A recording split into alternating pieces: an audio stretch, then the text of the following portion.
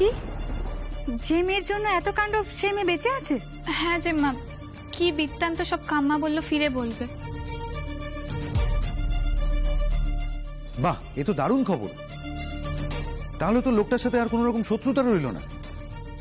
এবার আর নিখিলের বাড়ি ফিরতে বাধা কিসের? তাহলে কি নিখিল চৌধুরীর অজ্ঞাতবাস শেষ হলো? উনি কি তাহলে বৌমেকে নিয়ে ফিরে আসবেন? হ্যাঁ বল অরুণ, আমিও তো তাই বলছি। এখন আর লুকিয়ে লুকিয়ে থাকার কি দরকার? বাড়ি ছেড়ে কতদিন দূরে দূরে রয়েছে বলতো ছেলেটা। তোমরা সবাই মিলে বলো না, ও দিদি ভাই বলো যে পাপাকে এই বাড়িতে নিয়ে আসতে। আমিও দেখি দু চোখ ভরে ওদের সংসার, কতদিন দুজনে আলাদা আলাদা। ও ডার্লিং, এদিকে এসো, এদিকে এসো, এদিকে এসো দিদি ভাই। বলছি যে তোমরা একটা প্ল্যান ট্যান কিছু করো না, কিছু একটা করো।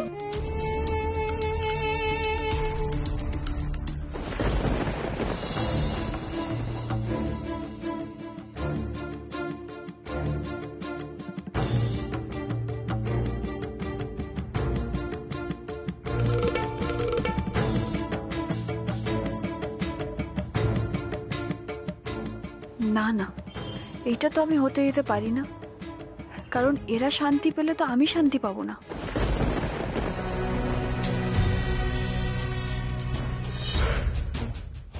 এটা আশ্বিন মাস হোক আর যাই হোক, বিয়ে করে ইমিডিয়েটলি এই বাড়ির বউ তো আমাকে হতেই হবে। মল মাসে তো রেজিস্ট্রি ম্যারেজ করতে কোনো বাধা নেই, দরকার পড়লে আমি তাই করব। এই বাড়ির বউ না হলে চৌধুরী বাড়ির ওপর নিজের আধিপত্য বিস্তার করব কি করে?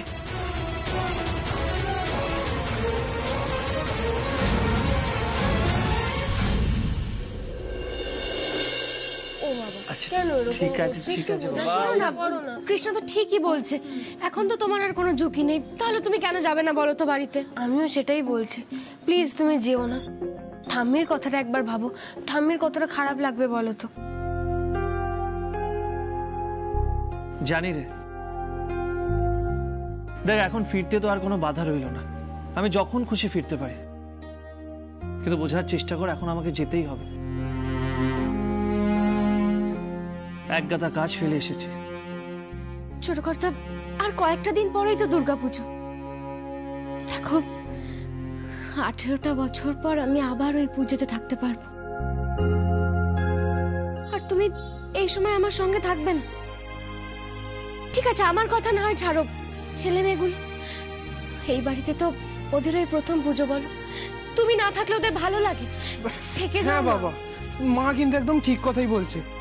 আর তুমি যদি এখানে না থাকো মায়ের মন ভালো থাকবে কি করে? আর আমরাও একসাথে আনন্দ করব কি করে? আচ্ছা বুঝি, আমি বুঝি শ্যামা, শ্যামা প্লিজ বোঝার চেষ্টা করো। এবার পরিস্থিতি পুরোপুরি ডিফারেন্ট, কোনোভাবে এই পুজোতে আমি বাড়িতে থাকতে পারবো না। কিন্তু কেন থাকতে পারবে না সেটাই তো জিজ্ঞাসা করছি। বলছি শ্যামা, আসলে কি জানো তো, বর্দা ভাইয়ের একটা ভুলের জন্য আমাদের কোম্পানির অনেকটা লস হয়েছে। আমরা রিভাইভ করছি, কিন্তু ব্যাংক লোন তো আমাদের শোধ করতেই হবে, তাই না?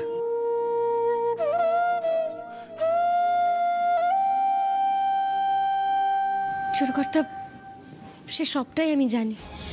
দেখো ইঞ্জিনিয়ার ডোডো ব্যবসার হাল ধরেছে, কিন্তু তুমি তো বড়দাদাকে চেনো, বলো তুমি এখন না থাকলে ওদের মাথায় ছাতা কে ধরবে বলো? তুমি দাঁড়াবে শ্যামা। ছোট কর্তা, সেটা হয় না।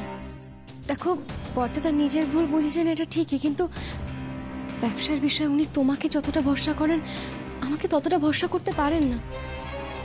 মেজদাদার কথা কি বল, সে সব তো তুমি জানো। শোনো, দেখো তুমি থাকলে ডোডোস ইঞ্জিনিয়ার তো তোমার কাছ থেকে শিখতে পারতো, বল আমার কথা ভাবতে হবে না। তুমি তুমি ব্যবসার কথা ভেবে অন্তত বাড়িতে ফিরে চলো। শ্যামা, এত বছর আমাকে এইটুকু চিনবে? আমি কেন বিদেশে থাকতে চাইছি সেটা বুঝতে পারছো না? ব্যবসার প্রয়োজনে, ব্যবসার জন্য আমাকে কয়েকটা দিন বিদেশে থাকতে হবে, বুঝলে? ব্যবসার প্রয়োজনে? ব্যবসার প্রয়োজনে মানে? বুঝাচ্ছি শ্যামা, সবটা। বাবা, আমি এসব বিষয়ে সেরকম বুঝি না, কিন্তু একটা প্রশ্ন করতে চাই। তুমি কি ওখানে নতুন করে ব্যবসা শুরু করেছো? বুঝি না বললে তো চলবে না শিবা, তোকে বুঝতে হবে। তুই চাইলে অনিরুদ্ধ থেকে হেল্প নে, কিন্তু পুরো বিষয়টা বুঝ, বুঝলি? আচ্ছা সেসব হবে, কিন্তু তুমি বিদেশে ব্যবসার জন্য কি কাজ করছো? মার্কেট তৈরি করা ব্যবসার একটা কাজ। মার্কেট তৈরি মানে? বোঝাচ্ছি শ্যামা, সবটা বোঝাচ্ছি। দেখো শ্যামা, এখানে বর্দা ভাই অনেক র মেটেরিয়ালস তুলেছে, ভালোভাবে প্রোডাকশন হচ্ছে, কিন্তু সেই প্রোডাক্টসগুলো শুধু এখানে বিক্রি করলে চলবে না। হ্যাঁ, আমরা অমরেন্দ্র বাবুর থেকে অনেকটা কম্পেনসেশন পাবো, but that's a long process. তার আগে যদি ব্যাংক আমাদের নোটিশ পাঠিয়ে দেয়, তার আগে তো আমাদের নিজে প্রফিটস লক করতে হবে, তাই না? হ্যাঁ, সে তো হবে। ঠিক সেই কারণে বিদেশে আমাদের মার্কেট তৈরি করার দিকে আমি মন দিয়েছি, বুঝলে?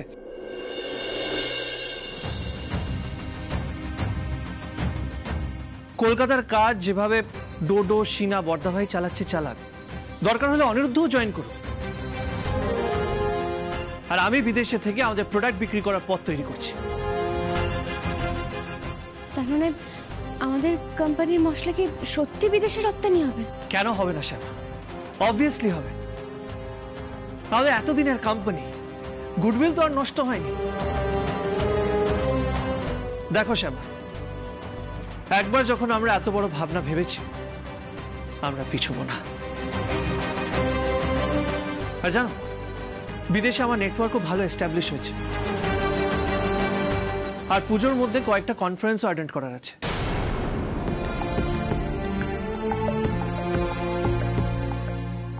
বাবা, তুমি তার মানে আমাদের সঙ্গে এবছর পুজো কাটাবে না?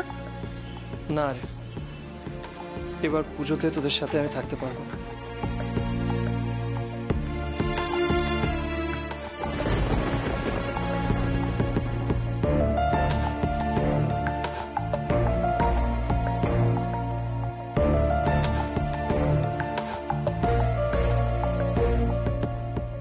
শিবা, কাল তোর বোনের কম্পিটিশন মনে আছে তো তোর?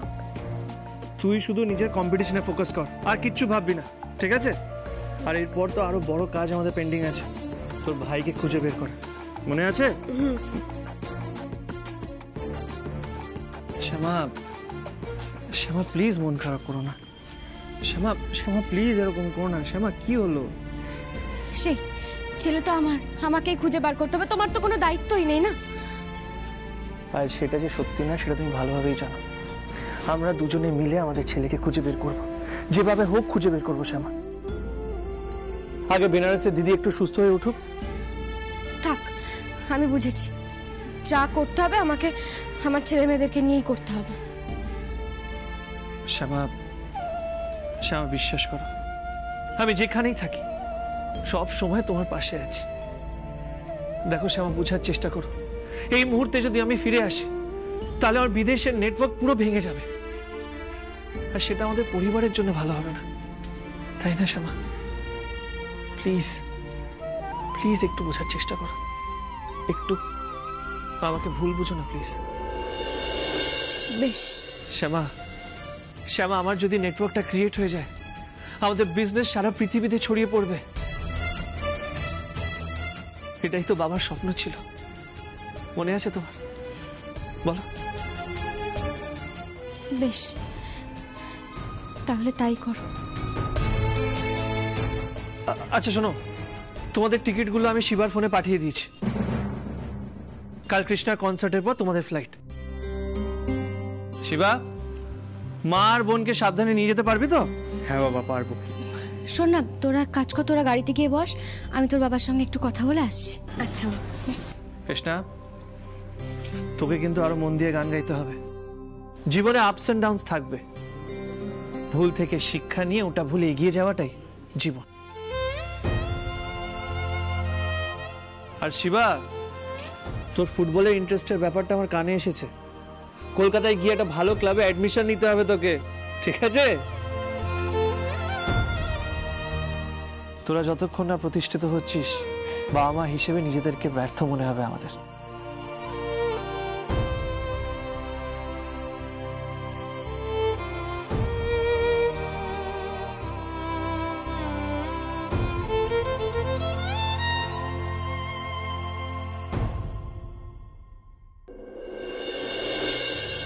বাবা, তুমি তাড়াতাড়ি ফিরে আসবে, কেমন? আমরা কিন্তু সবাই তোমার জন্য অপেক্ষা করব। ঠিক আছে মা, আমরা তাহলে আসছি। বাবা বাবা। আসছি। সাবধান।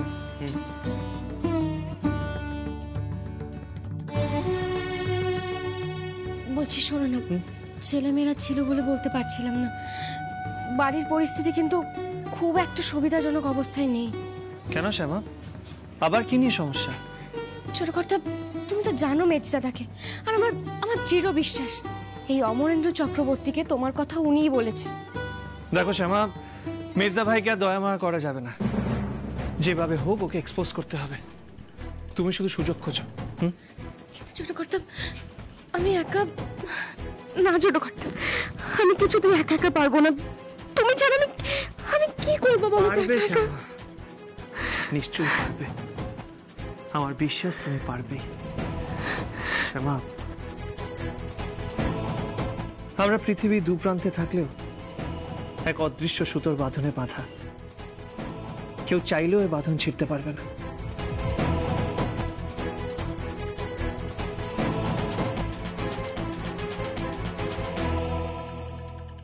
কিন্তু ছোট কর্তা, তোমাকে ছাড়া যে আমার বড় দুর্বল লাগে। বিশ্বাস করো, আমি চেষ্টা করে দেখেছি, কিন্তু কিছুতেই নিজের উপর ভরসা রাখতে পারি না। শ্যামা, শ্যামা এত দুর্বল হলে তো চলবে না, আর আমার শ্যামার উপর দুর্বলতা মানাই না। দেখো, আমি যেখানেই থাকি সব সময় তোমার পাশে আছি।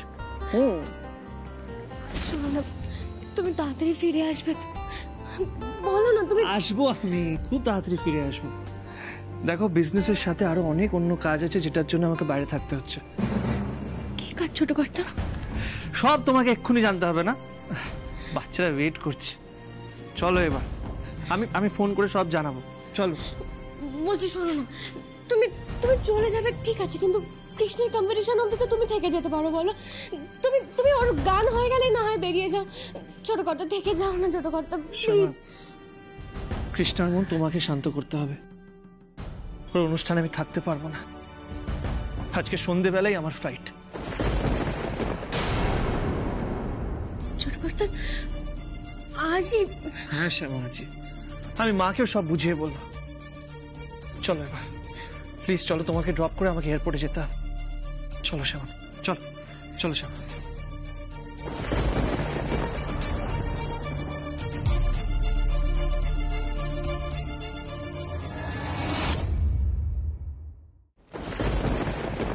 বড় বৌমা, ও বড় বৌমা।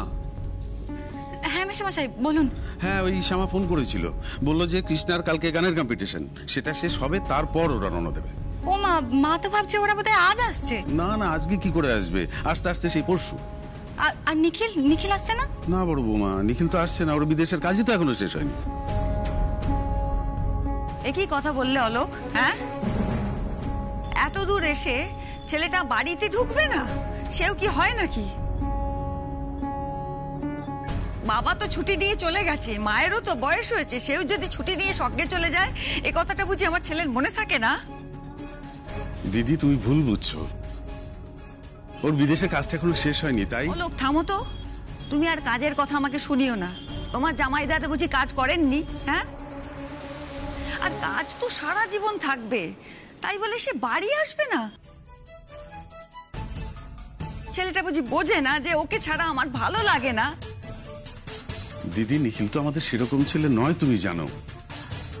নিশ্চয়ই কাজটা জরুরি, তাই। চুপ করো তো, নিখিল আসবে। তুই এখনই ফোন করো, ফোন করো ওকে একটা। এক্ষুনি ফোন করব? হ্যাঁ এখনই, শুনতে পেলে না? এখনই ফোন করো। আর আমার তো জানা দরকার, নিখিল বেনারসে গেল, আমাকে কেন একবারটি জানালো না? কি হয়েছে কি ছেলেটার?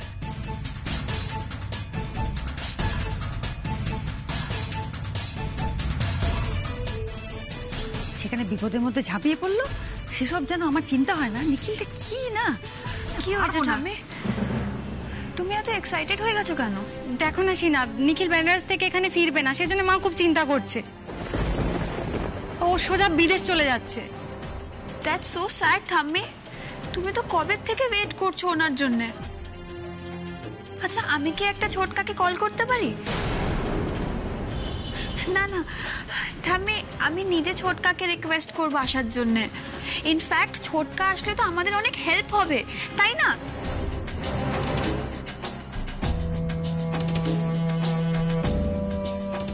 দেখো আমি জানি পাপা এলে তোমাদের সুবিধা হবে, সে কথা পাপাও জানে, কিন্তু পাপা এখন বিদেশ থেকেই তোমাদের সাহায্য করার চেষ্টা করবে।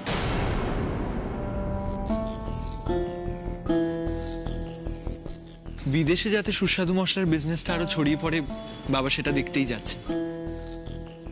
এখান থেকে তো প্রোডাক্টসগুলো এক্সপোর্ট করতে হবে। তাই ঠাম্মি, এইবারের পুজোয় বাবা আসতে পারবেন না। কিন্তু নিখিল ছাড়া আমাদের বারোয়ারি পুজো কখনো হয়নি, আর ওই থাকবে না। বড় বৌমা, নিখিল যদি এই পুজোয় না থাকে তাহলে কিন্তু আমিও এই পুজোয় থাকবো না, বলে দিলাম।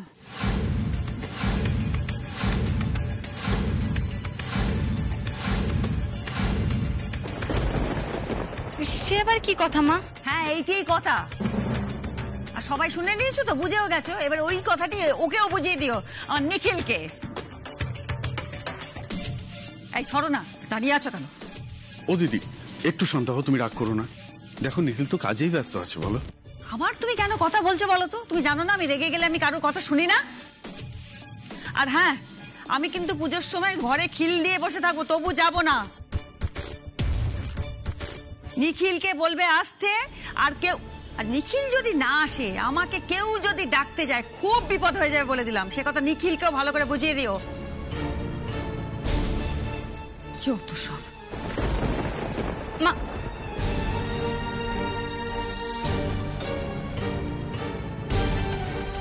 কি হবে এবার?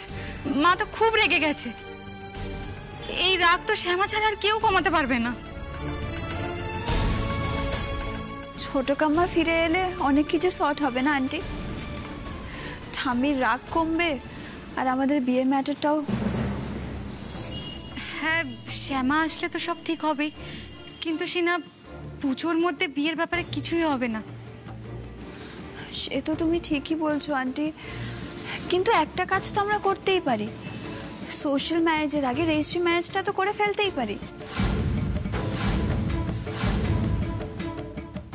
তাহলে তো সবাই জানবে যে আমি ডোডো লিগ্যাল ওয়াইফ, তাই না? মনি, কিন্তু এটা নিয়ে ডোডো দাদা কি বলছে?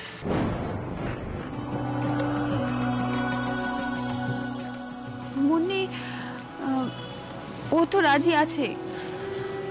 এবার তোমরা রাজি হলেই হয়। কিন্তু রেজিস্ট্রি করতে হলে তো নোটিশ দিতে হবে।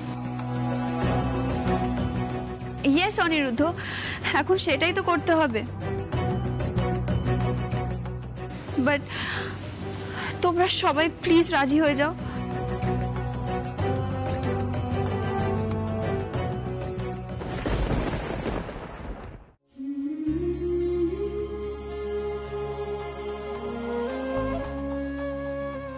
কি হলো শ্যামা, কি হলো?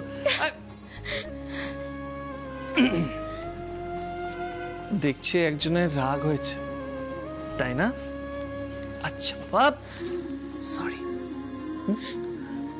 আমি কথা দিচ্ছি খুব তাড়াতাড়ি ফিরে যাবো। কিন্তু ছোট কর্তা, কথা দিচ্ছি।